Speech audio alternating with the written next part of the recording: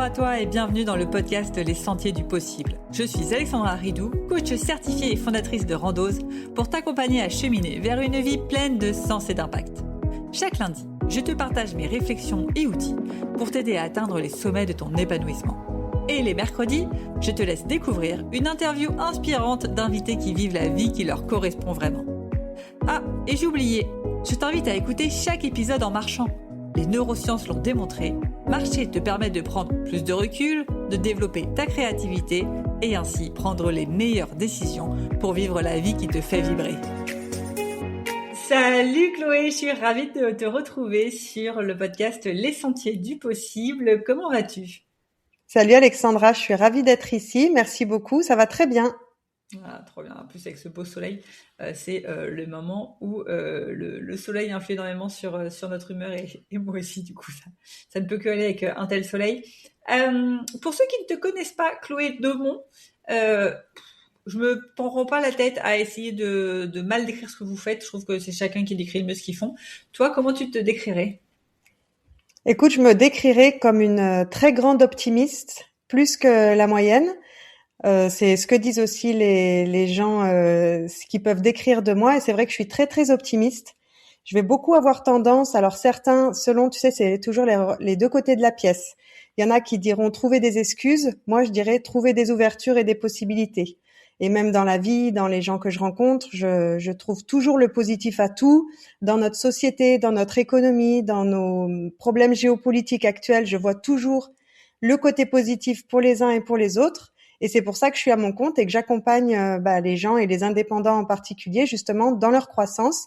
Et quand ils sont à des virages, ça peut être des virages positifs, la croissance, le recrutement, changer de statut de micro-entreprise. Et ça peut être aussi des virages négatifs, entre guillemets, parce qu'on en croise tous et que c'est juste les vagues de la mer, la vie, et comme l'entrepreneuriat, il y a des hauts, il y a des bas, et danser dans le chaos, pour moi, c'est vraiment le summum de nos vies, et autant qu'on développe nos outils pour arriver à vivre une vie comme ça.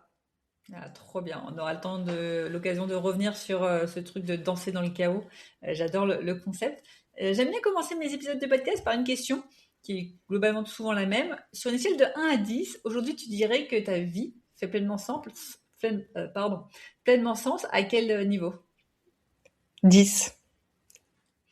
Parce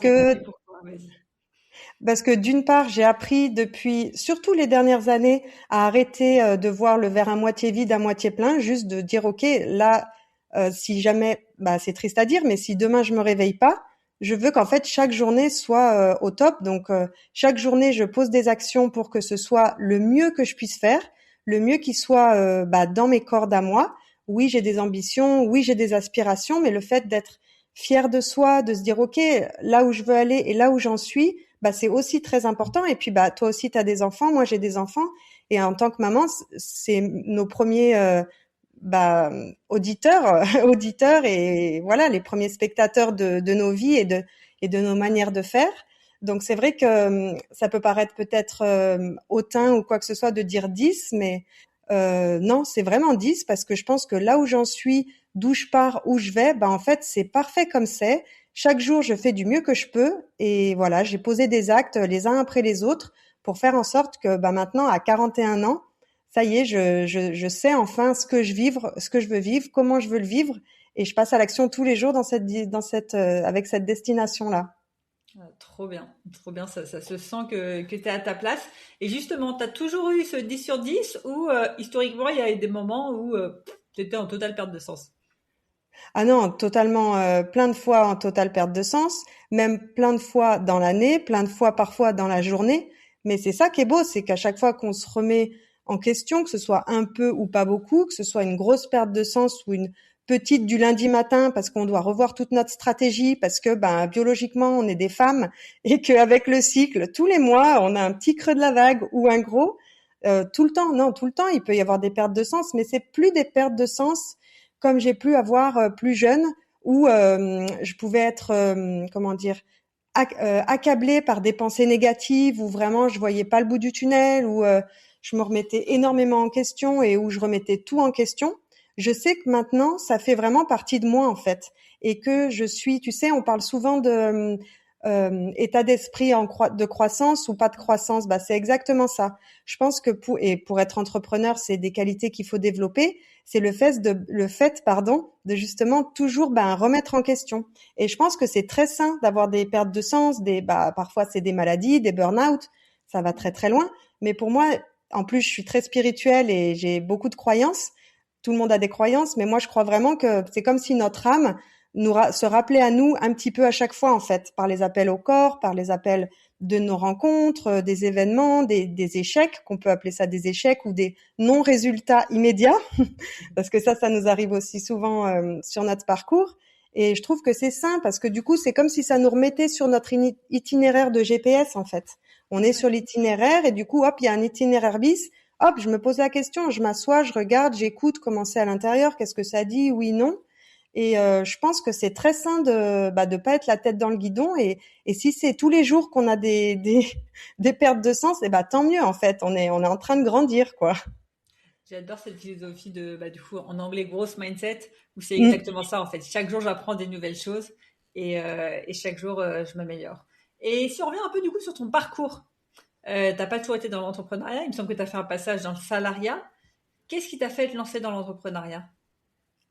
Alors, ce qui m'a fait me lancer dans l'entrepreneuriat, c'est le plus grand des hasards, c'est-à-dire que je cherchais à quitter mon travail, donc je regardais les offres d'emploi et il y avait une agence de communication qui cherchait quelqu'un qui avait mon profil, mais alors est-ce que je l'ai pas vu ou est-ce que c'était pas tout à fait mentionné, mais en tout cas, c'était un statut d'auto-entrepreneur la première année parce que c'était une agence toute jeune. Et du coup, le deal, c'était auto-entrepreneur la première année et ensuite, en fonction de la croissance de l'entreprise, passer en CDI. Donc moi j'en étais à une phase de ma vie où je savais que j'allais vouloir des enfants dans 1, 2, 3 ans. C'était un boulot qui était beaucoup plus proche de chez moi, j'allais tout faire à pied, ça me changeait, j'avais des transports avant. Donc je gagnais moins par contre, mais je me suis dit à court terme par rapport à mon lifestyle que je veux, c'est la bonne décision, mais je cherchais pas un boulot pour toute une vie. Donc j'ai fait ce choix-là. Et du coup, j'ai jamais regretté parce qu'en fait, j'ai mis le pied dedans et en fait, déjà, j'ai vu que j'avais pas encore d'enfants. Donc, j'avais un temps de travail qui était très élevé et j'avais une envie et une soif. J'adore quand c'est nouveau, j'adore apprendre.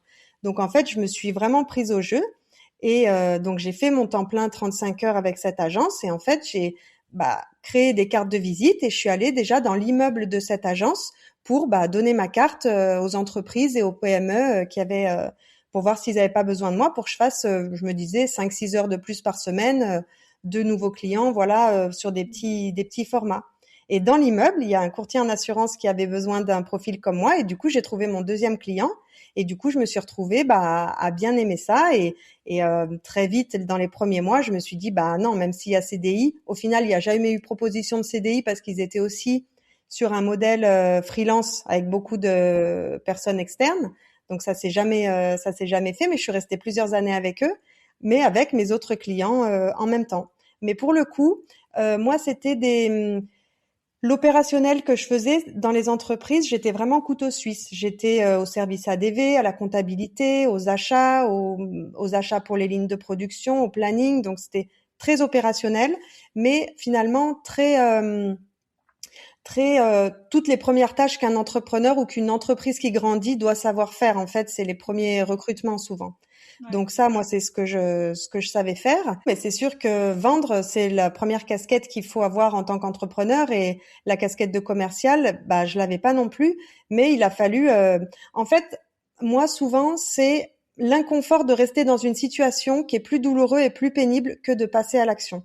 Donc oui, ça me fait peur. Oui, oui, je me suis pris des portes, que ce soit en prospection, carte de visite en allant chez les gens, que ce soit même maintenant. Mais en fait, on va prospecter toute notre vie parce qu'un jour, ça sera un client, un prospect potentiel. Un jour, ça sera toi quand je t'ai contacté pour partager dans ton podcast en toute transparence. Ça peut être aussi après, si on veut lever des fonds, il va falloir qu'on sache convaincre, il va falloir qu'on trouve des partenaires. Si on veut recruter, il va falloir qu'on sache communiquer sur nos valeurs, qu'on donne envie aux gens de nous rejoindre.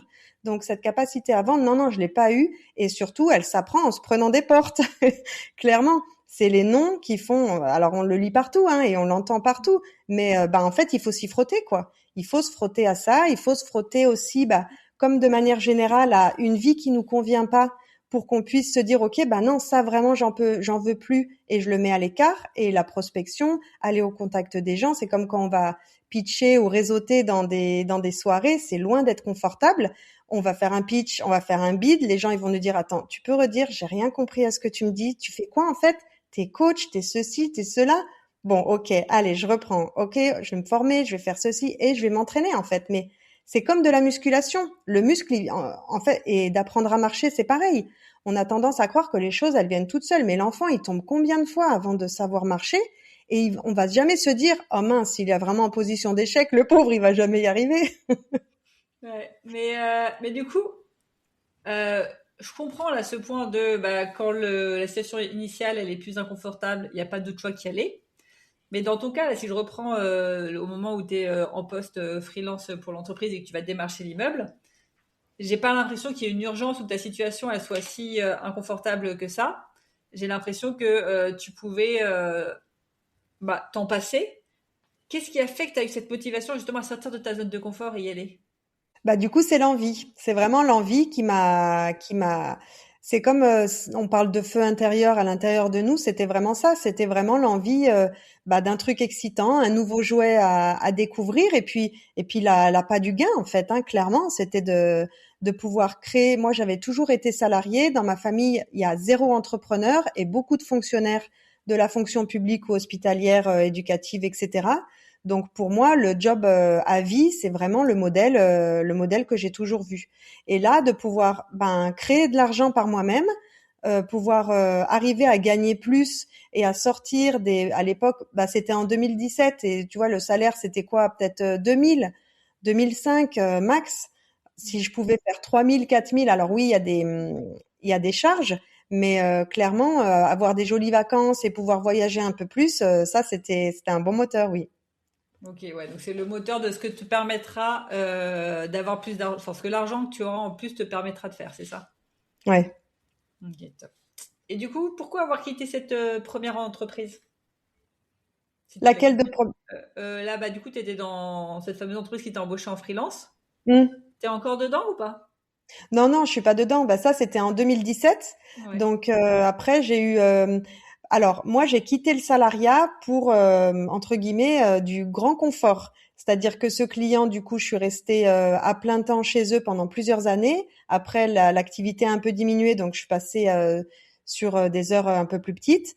Entre-temps, j'avais du coup trouvé d'autres clients qui me faisaient d'autres heures dans la semaine, mais c'était sur le modèle du freelance, quoi. Mais par contre, c'était sur du long terme. Donc, vu que j'étais souvent l'intermédiaire entre le CRM, les entrepreneurs et leurs premiers salariés et le cabinet comptable, j'étais vraiment sur des missions au long cours. Donc, en fait, j'avais 3, 4 clients avec qui je restais des mois, voire des années. Et du coup, s'il y en a un qui s'arrêtait, j'en retrouvais un autre. Mais c'était très confortable. Tu vois, c'était pas du tout à aller chercher du client, ou même si j'avais fait du B2C, à aller chercher des clients tous les mois. C'était pas du tout ce modèle-là. Donc après, j'ai eu un bébé. Donc ça m'a pris pas mal de temps, avec les écueils qu'on peut connaître et de reprendre l'ordinateur sur les genoux très très tôt en postpartum. Mais bon, ça c'est les joies faut apprendre quoi. Hein. Qu'est-ce qu'on fait? À quoi on dit oui? À quoi on dit non? Mais c'était chouette parce que j'avais beaucoup de temps, j'ai pu prendre beaucoup de temps pour ça. Et du coup après c'était des clients voilà sur le long cours comme ça. Et il y a 1 an et demi, j'ai choisi d'arrêter, comme tu dis, parce que ça faisait plus de sens et j'avais plus beaucoup de joie à faire ça. Donc je me suis tournée vers l'accompagnement en one-one des indépendants et des entrepreneurs. Mais du coup j'ai arrêté tout ce qui était mission comme je faisais avant au long cours. Ok. Et qu'est-ce qui a motivé ce switch? Il y a eu un élément déclencheur, il y a eu.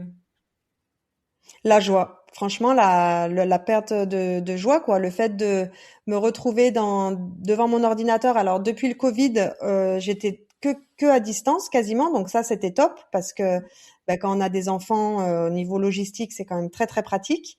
Néanmoins, j'avais plus beaucoup d'envie, j'avais plus de joie. Donc ça, comme tu disais tout à l'heure, c'était une perte de sens au final.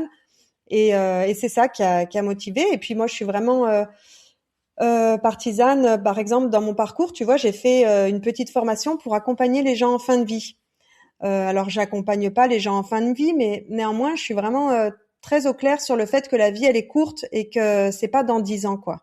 C'est pas dans 10 ans que les choses se feront. Donc, dès que j'ai des petits signaux à l'intérieur de moi qui disent non, non, erreur de destination, bah, faut changer. Et du coup, est-ce que c'est aussi parce que j'ai eu 40 ans, je sais pas, où il y a quand même un gros virage et où je me suis dit, bah, en fait, c'est maintenant ou jamais. Là, tu fais all-in et par contre, j'avais initié d'autres projets, un peu des side projects, il y a 4 ou 5 ans, où j'avais commencé déjà à m'ouvrir un peu plus sur notamment la psychologie, les neurosciences. Je suis passionnée de comment dans le cerveau on arrive à, comment dire, implémenter par des actions la vraie résilience. Comment ça se fait qu'entre un frère et une sœur qui ont eu la même éducation a priori, il y a deux parcours, il y a deux témérités différentes, etc. C'est des sujets où j'ai commencé beaucoup à me former. Et donc j'ai commencé à initier des choses, mais là je me suis dit non, si vraiment je veux avoir la vie de mes rêves en fait, mais la vie de mes rêves, bah justement, c'est ça aussi ce que j'accompagne maintenant, c'est de se poser les bonnes questions une fois pour toutes, pour après faire une roadmap et déployer. Et du coup, qu'est-ce qui me fait envie, qu'est-ce que je veux vivre quand je me lève le matin? Est-ce que je veux être en mode pompier à gérer plein de priorités? Est-ce que voilà, qu'est-ce que je veux faire vraiment quoi? À quoi je veux que ma vie ressemble? Et du coup, je me suis dit bah non, là, si tu veux vraiment faire ça, bah il faut y mettre. Je savais que ça allait m'épuiser de garder mes anciennes activités comme elles étaient et de faire du side project avec l'attention que je mets dans l'éducation de mon fils parce que pour moi c'est la priorité. Donc avec les valeurs qui sont les miennes, je savais que ça allait me cramer. Et comme il y a 5 ans par là, le corps a commencé à me faire des signaux. Bah, j'étais à mon compte avec mes anciennes missions. Néanmoins, j'en faisais beaucoup. Et j'ai commencé à perdre mes cheveux, à être anémiée. J'avais quand même des signaux rouges. Et ça aussi, ça a été un gros trigger où je me suis dit, là, le corps commence à se manifester, commence à te poser des questions parce que ça va pas durer très longtemps sinon. Et comment tu as géré ta transition du coup? Parce que ça peut faire flipper, c'est quand même un gros pivot quand même. T'y aller en mode, ce que j'appelle un peu coup de tête. J'arrête toutes mes collaborations, je me lance à 100% dans cette nouvelle activité. Tu as essayé de sécuriser ça et ça faisait déjà 2 ans que tu commençais à trouver d'autres entrepreneurs pour prendre le relais. Ça s'est passé un peu comment cette transition? Non, j'ai plutôt fait un all-in de quasiment tout arrêter. Après, il y en a qui avaient besoin, mes anciens clients, il y en avait besoin qui avaient besoin d'être accompagnés, mais encore quelques mois. Donc, je savais que il y avait une deadline, donc j'étais avec eux.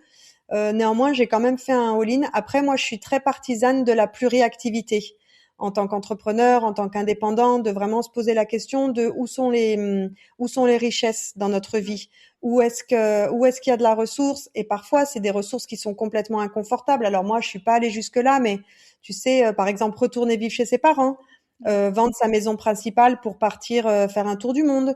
Voilà, des choses comme ça où on se dit, ben, quand on y réfléchit, on se dit, bah non, jamais je ferai ça. Bah en fait, pourquoi pas?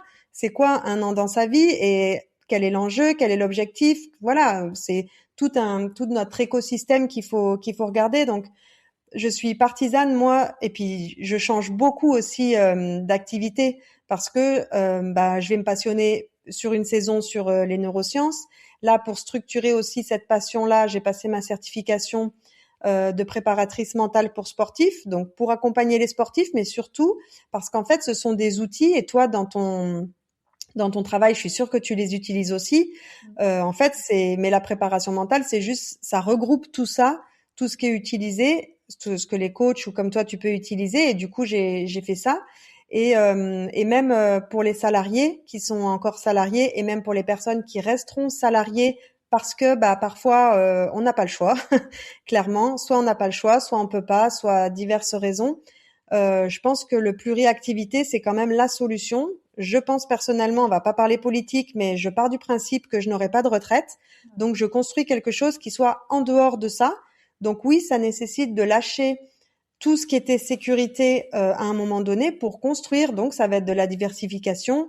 IMO, bah voilà, quelles sont nos ressources? Est-ce que j'ai déjà des biens IMO? Est-ce que j'ai un gros réseau et je peux faire apporteur d'affaires pour tous les indépendants autour de moi qui cherchent à avoir des clients et qui, j'en sais rien, la masseuse, la prof de yoga, qui justement ont un side project, sont encore à moitié salariées, mais elles seront trop contentes que je leur amène des clients. Moi, j'ai une commission, c'est génial. Voilà. Mais le sujet, c'est vraiment chacun où on en est dans sa vie, où on en est dans nos constructions, dans notre passif. Qu'est-ce qu'on peut vraiment utiliser? Et aussi, tu sais, c'est un peu le principe de l'ikigai, de regarder vraiment quelles sont nos compétences. Et souvent, on peut, à ce moment-là, on reconnecte aussi avec, par exemple, je sais pas quel métier tu voulais faire quand tu étais plus jeune. Maîtresse ou psychologue. Du coup, tu as trouvé quand même à exploiter tes compétences dans ton travail actuel avec ce champ-là, finalement. Ouais, carrément. Mais là, tu nous as donné plein d'exemples, c'est top. Du coup, si on revient juste sur toi, concrètement, quand tu dis pluriactivité, qu'est-ce que tu as mis en place, toi, pour toi? Alors moi, j'ai mis en place mon activité d'accompagnement des indépendants, un système de commission d'affaires avec des réseaux, avec tous les indépendants. Parce que moi, l'accompagnement que je fais pour soit les indépendants quand ils ont besoin de recruter, soit quand ils vont changer de statut, je leur mets à disposition un écosystème d'experts. Donc, selon le type d'accompagnement, soit j'inclus moi des consultations avec un expert SEO, un expert en vêtements, par exemple. Souvent, les gens, ils veulent faire des conférences et ils n'ont pas confiance en eux, mais d'être dans des bonnes baskets et dans une tenue confortable, ça gonfle la confiance en soi sans qu'on fasse une thérapie de 10 ans. Ça peut être un coach sportif, ça peut être quelqu'un en personal branding parce qu'il faut se mettre sur les réseaux. Donc, moi, j'intègre ces experts-là dans mes accompagnements et je les recommande si mon accompagnement est terminé et qu'ils veulent aller plus loin. Et donc, du coup, je trouve que c'est gagnant-gagnant de tisser ce tissu-là. Après, j'interviens aussi en entreprise avec des groupes, soit d'autres indépendants. Par exemple, tu sais, en juin, il va y avoir la semaine du bien-être au travail. Donc, pour venir au sein des équipes, pour mieux communiquer, pour se détendre. Voilà, il y a du team building, des choses comme ça. Après, il va y avoir un peu d'immobilier. Après, il va y avoir un petit peu de bourse éventuellement, mais pas beaucoup parce qu'il faut que je me forme énormément avant de faire ça. Et c'est surtout, mais c'est surtout co-construit avec moi-même et avec, comme on disait tout à l'heure, les pertes de sens pour dire attends, viens, je me repose, je regarde vraiment ce qui est autour de moi, quels sont les partenariats possibles, quelles sont les choses à créer. Et en fait, à chaque fois qu'on regarde d'un œil nouveau ce qu'il y a dans notre vie, qui est dans notre vie, qui sont nos partenaires, qu'est-ce qu'on peut exploiter, c'est là qu'il y a de nouvelles idées. Et c'est là qu'il y a, par exemple, il y a aussi, je sais plus comment ça s'appelle, je crois que ça s'appelle des bundles. Ouais. C'est ça? Tu sais, quand tu te mets à plusieurs et tu offres tous tes accompagnements pour un prix cassé, je trouve ça très profitable pour tout le monde et je suis persuadée que il y a aussi beaucoup de choses qui sont à créer et à co-créer et on n'en a pas encore idée, mais en fait, comme on est tous très créatifs et qu'on laisse de l'espace dans nos vies, je suis persuadée qu'il y a c'est pas une fois pour toutes, qu'est-ce que je fais maintenant pour les 50 ans à venir? C'est OK, aujourd'hui, qu'est-ce que je peux activer? Quelle action je fais? Quel call je vais solliciter? Quel réseau je vais intégrer pour co-construire, en fait. C'est pas une fois pour toutes, OK, je fais ma roadmap, j'ai un peu de crypto, un peu de machin, un peu de bidule et je fais mes revenus passifs. Ouais, carrément. Pour moi, il y a rien de passif dans les revenus passifs. En tout Oui. cas, il faut forcément s'en occuper un petit peu. Et qu'est-ce que je voulais dire? Oui, par rapport à ces indépendants là que tu accompagnes, c'est quoi un peu les erreurs que tu vois le plus chez les indépendants? Si tu peux nous donner un peu qu'on anticipe nous les erreurs pour pas les faire. Alors, je vais partir sur deux catégories d'indépendants. Il y a l'indépendant qui, par exemple, va changer de statut, freelance à succès ou coach à succès, qui va dépasser le seuil de la micro-entreprise et qui doit choisir entre SASU et SARL. Alors oui, c'est un choix comptable, mais en fait, c'est un gros virage parce que, par exemple, je vais rencontrer quelqu'un qui va se dire, je suis freelance ou je suis coach, je suis au seuil, donc du coup, j'ai délégué une partie de mes accompagnements, j'ai intégré d'autres coachs, je sous-traite un peu. Et je vais basculer sur un mode, ce que j'appelle le mode agence, où en fait, on va avoir une agence, les clients vont venir à nous et on va disséminer le chiffre d'affaires, en fonction des sous-traitants qu'on a dans notre écosystème.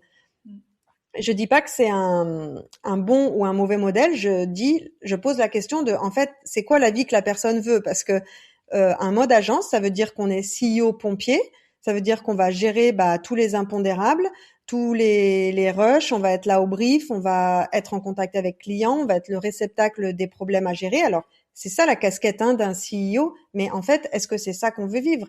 Et quand on pose la question, que les gens se projettent selon leur vie de famille ou pas vie de famille, peu importe. En fait, ce qu'ils veulent, c'est euh, créer, parce que souvent il y a quand même une ouverture sur la création, même si c'est créer des accompagnements, créer du contenu, peu importe ce qui est la forme de création. Mais quand on est saturé en tant que CEO, c'est pas compatible. Donc, si on s'embourre là-dedans, on va pas avoir. C'est pas ça qu'on va vouloir vivre. Si on veut, par exemple, voyager un mois sur deux, tu peux être CEO, mais avec par exemple, j'ai vécu 8 mois en Polynésie. Quand il y a du décalage horaire, c'est une vraie galère. En charge mentale, c'est décuplé. Alors oui, on est dans des endroits paradisiaques, mais à quel prix en fait? Et est-ce que c'est vraiment, encore une fois, la vie qu'on veut? Donc ça, c'est souvent la première question. C'est OK, j'ai plein de clients qui arrivent à moi, j'ai plein de chiffres d'affaires, tant mieux. Et en fait, qu'est-ce que j'en fais? Et de se reposer la question de qu'est-ce que je veux vivre moi au quotidien, ça permet souvent de débugger le truc. Et la deuxième chose que je vois souvent, c'est des gens qui sont installés. Alors, peu importe qu'ils aient passé ou pas le statut, ça peut être même des avocats, des personnes qui sont à leur compte depuis longtemps ou chefs d'entreprise. Et ils sont full parce que peu importe l'entreprise qu'ils ont, ils en ont de partout. L'agenda déborde, les sollicitations aussi, voilà, il y a plein de choses à régler. Et ils vont toujours dire non mais moi c'est pas pareil, moi je peux pas. Moi, c'est pas pareil, je peux pas avoir plus de temps, je peux pas faire autrement, je peux pas automatiser, je peux pas déléguer. Et il y a tout un tas de justifications. Ou alors, ça peut être aussi des personnes qui sont pas full au niveau client et chiffre d'affaires, mais qui disent, moi, je peux pas, non, moi, je suis maman, non, moi, j'ai une garde alternée, non, moi, j'ai 55 ans. Il y a plein de prétextes comme ça, de fausses croyances. Et l'idée, c'est vraiment de se dire, OK, moi, je pose un regard sur toi, sur ta vie, sur ta situation, qui va peut-être souvent te décontenancer parce qu'en fait, on l'avait jamais vu comme ça. Alors ça veut pas dire que j'arrive jamais en héros et en Superman. C'est pas moi qui va amener une question, mais c'est comme tu disais la perte de sens ou le fait qu'on soit toujours dans un tunnel, qu'on reste rempli. C'est aussi une forme d'échappatoire à la non perte de sens finalement. C'est un peu une esquive, donc je trouve que c'est les deux, ça marche ensemble. Et du coup, c'est ça les erreurs, c'est de se dire ok, j'ai une vision trop étriquée, mais après, on est tous dans ce cas-là, hein, on y passe tous. Et puis, en attendant que le champ s'ouvre ou que la saturation soit assez saturée, et à un moment donné, on passe tous par cette étape de non, je connais que ça, ou je peux pas faire autrement, ou je me sens bloqué. Donc c'est pas du tout un jugement de valeur, c'est juste que c'est l'étape d'avant la transition ou le step d'après. Ouais. Et ça, moi, j'en vois tous les jours, hein, Oui. mais moi, c'est différent, ça peut pas marcher. Comme tu dis, j'ai mes enfants, j'ai 50 ans. L'informatique, c'est pas mon truc. L'informatique est contre moi. Je fais ça aussi souvent. Ah oui. Les outils sont contre moi. Oui, enfin, c'est une croyance. Mais oui, mais je rejoins ton point, en fait. Et comme tu le dis, c'est humain. Enfin, moi aussi, je le fais, toi aussi, tu le fais, on le fait tous. Et c'est pour ça que l'accompagnement par un coach, par n'importe qui, par un mentor, permet d'avoir quelqu'un d'externe qui va dire non mais là tu te racontes des bobards. Ton cerveau il te raconte juste le plus gros des bobards pour rester dans ta zone sécure. Et comme tu dis, finalement, on passe à l'action quand la zone sécure elle devient vraiment trop insécure, c'est trop le bazar, etc. C'est là où on bouge. Et je le vois moi dans les personnes que j'accompagne, il y en a beaucoup qui ont attendu la burn-out pour Mm. justement se reconvertir et faire un truc qu'ils kiffent. Parce que jusqu'ici, l'inconfort était gérable, du coup, le cerveau, il cherchait des excuses. Puis à un moment donné, le truc tout explose et là, ça devient plus inconfortable. Ça revient à ce que tu disais au début par rapport à la prospection. Quand Et c'est est-ce que trop inconfortable, on passe à l'action. et est-ce que tu arrives à déceler du coup une série de signaux peut-être qui seraient alerteurs pour dire attention si vous voyez ces signaux-là, l'étape d'après c'est pas cool. Moi, ouais, l'exercice que j'aime bien donner, c'est quand donc, t'es censé y aller, mais tu cherches des excuses. Tu t'imagines vraiment avoir un truc qui fait que c'est sûr que tu peux pas y aller. Donc, je dis n'importe quoi. Je sais pas, tu dois déléguer à ton équipe, où tu dois investir sur toi, il y a, ce que je donne comme exemple en général, soit il y a ta maison qui a brûlé et du coup faut que tu la payes intégralement et du coup tu as vraiment plus d'argent, soit tu as quelqu'un qui meurt et du coup il faut absolument que tu t'occupes de cette personne qui est en train de mourir. Bref, tu as vraiment un gros truc qui arrive qui fait que tu peux pas continuer. Si tu te dis, donc en imaginant que ça arrive, yes, ça me permet de reporter, c'est cool, c'est que clairement ta peur elle est ultra rassurée de reporter. Si tu te dis par contre, ah mince, je suis méga frustrée, j'aurais trop aimé y aller, ça me saoule que ce truc m'arrive, c'est que ce que tu mets en place aujourd'hui et qui fait que tu n'y vas pas est réel. Tu vois, tu es vraiment dans de la frustration. C'est que je dis toujours, je sais pas, tu dois voir des potes. T'as grève de train, tu peux plus aller les voir. KA, tu dis, ah cool, ça va me faire un week-end tranquille chez moi. Bon, bah c'est qu'en vrai, tu voulais pas y aller voir tes potes. K2, tu te dis, ah merde, je voulais vraiment les voir. Bon, bah c'est que t'étais vraiment en train de faire un truc dans ton qui était vraiment que tu voulais vraiment faire et où il y avait zéro peur. Ouais, c'est super parlant. Après, c'est vrai que ça me fait rebondir du coup ce que tu me dis sur les peurs. Et c'est vrai que dans le cerveau, c'est compliqué parce qu'elles apparaissent toutes avec la même, parfois, hein, toutes avec la même intensité. Et ce que je vois aussi, c'est que d'une part, elles nous appartiennent pas toutes. Le champ de l'héritage familial, surtout, je trouve en tant que femme, et puis avec voilà nos cycles qui reviennent tous les mois, c'est quand même selon la place de nos grands-mères. Tu vois la généalogie, ce qui s'est passé dans nos familles. Est-ce qu'elles ont pu travailler, pas travailler, passer à l'action? La place de l'homme, est-ce qu'il a été encourageant, pas encourageant?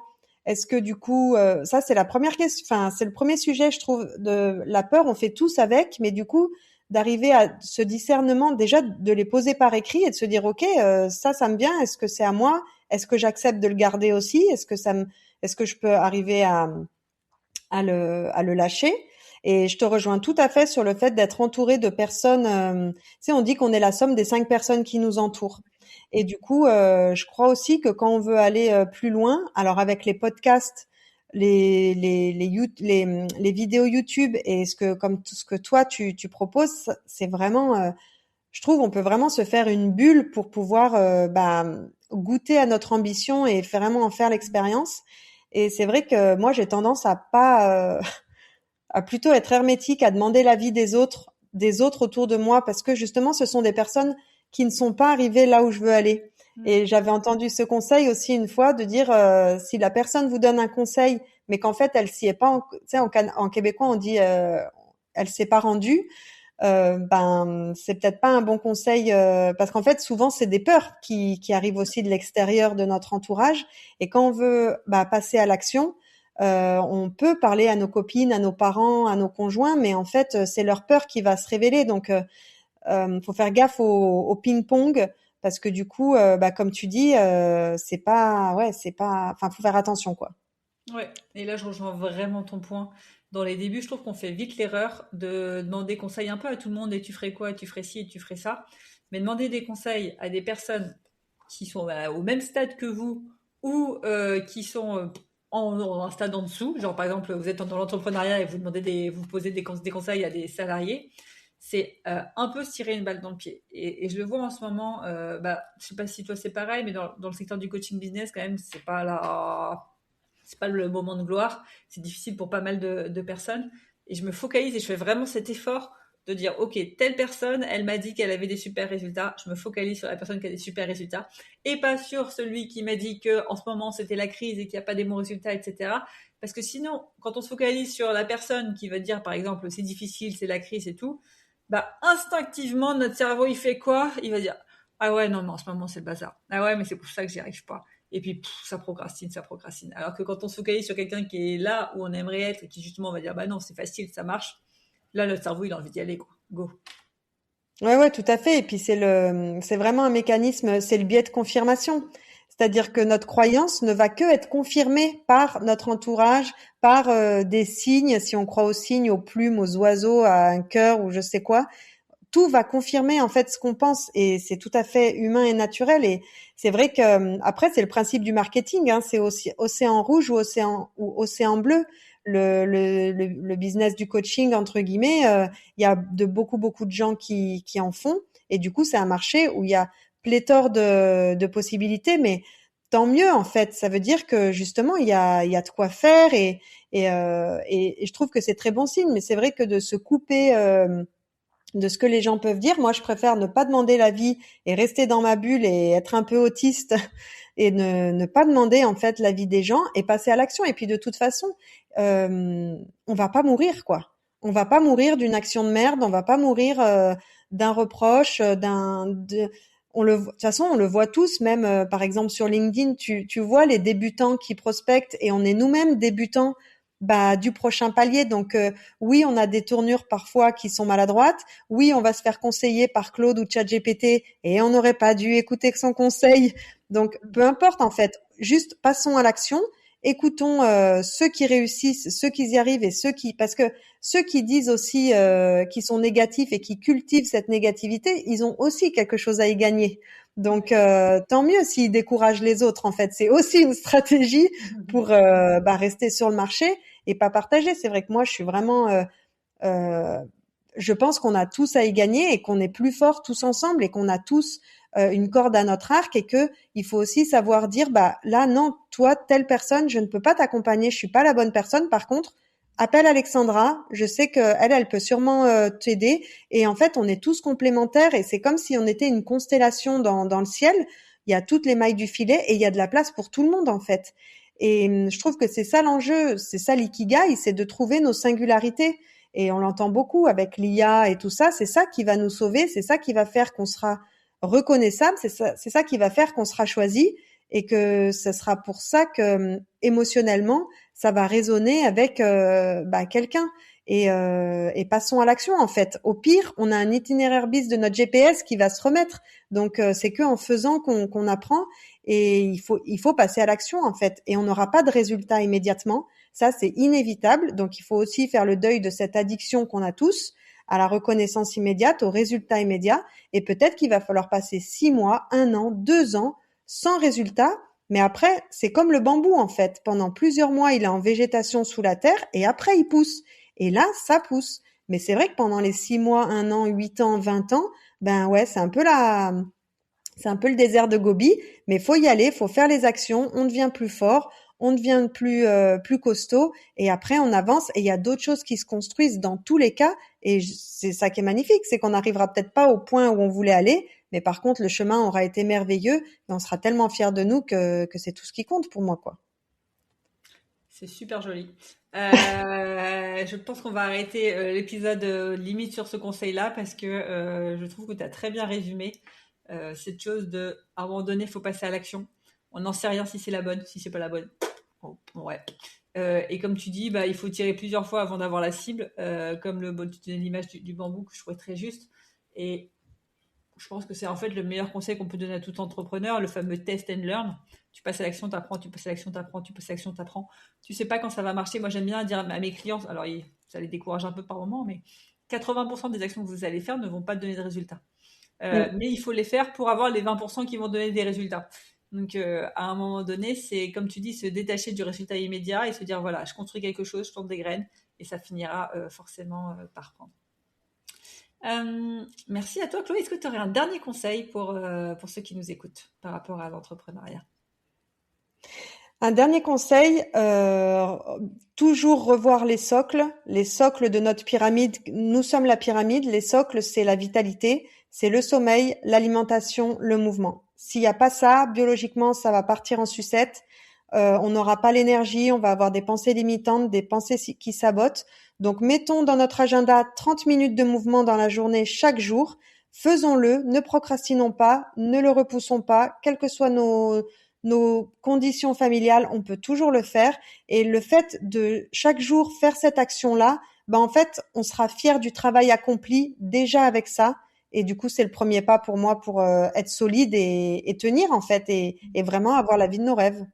Trop bien, et c'est pour ça que j'invite au maximum à écouter mes podcasts en marchant, parce que vraiment le mouvement, je dis en marchant, c'est en mouvement, ça peut être en faisant du sport, mais je suis comme toi, je suis persuadée que le mouvement c'est la santé, sans santé il n'y a rien qui suit, Le mouvement, c'est aussi ce qui permet de se reconnecter à ce qui nous fait vibrer.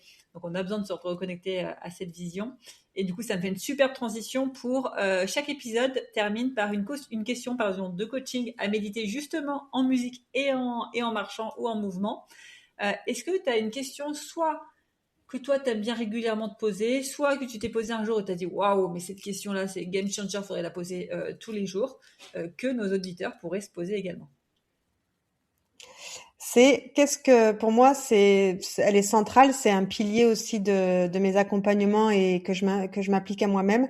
C'est qu'est-ce que je veux construire, où est-ce que je veux en être dans 3 ans et qu'est-ce que je dois déconstruire, qu'est-ce que je dois abandonner et lâcher pour être cette personne-là. Pas avoir les richesses autour de moi dans 3 ans, mais être cette personne-là, vibrer, mon quotidien, comment il est, qui je rencontre, quelle nourriture je mets dans mes oreilles, quelles sont mes fréquentations. Bon, ça se voit que je suis née le siècle dernier, mais mais c'est cette question-là. Trop bien. Et ben, restez bien jusqu'au bout de l'épisode pour avoir votre question à méditer en marchant et en musique. Et en attendant, si vous voulez envoyer des mots doux à Chloé, où est-ce qu'on peut t'envoyer des petits mots? Sur LinkedIn, Chloé Daumont, et j'ai une newsletter sur Substack qui s'appelle Bascule.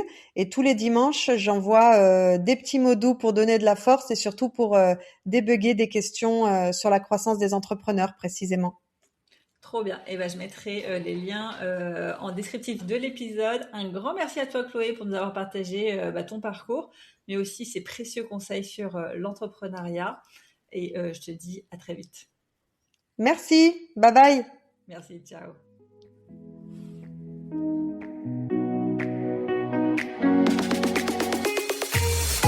Avant de te plonger dans la question de coaching du jour, pense à rejoindre la plateforme d'exercice en ligne du podcast pour y retrouver les notes d'épisode, les questions de coaching et l'action à réaliser pour cheminer pas à pas vers une vie pleine de sens et d'impact. Le lien est en description de l'épisode. Et bien évidemment, si tu as aimé cet épisode et le concept du podcast, tu peux me le faire savoir en me laissant une belle note ou un joli commentaire sur la plateforme de ton choix. Tu peux aussi partager le podcast à une personne qui peut en avoir besoin. Et c'est parti pour tes 2 minutes de coaching et on se retrouve très vite dans le prochain épisode. Bye bye! Et c'est parti pour ta question de coaching à méditer en marchant et en musique. Et aujourd'hui, c'est Chloé qui te pose cette question. Où est-ce que tu veux être dans 3 ans et qu'est-ce que tu dois déconstruire, abandonner et lâcher pour être cette personne-là?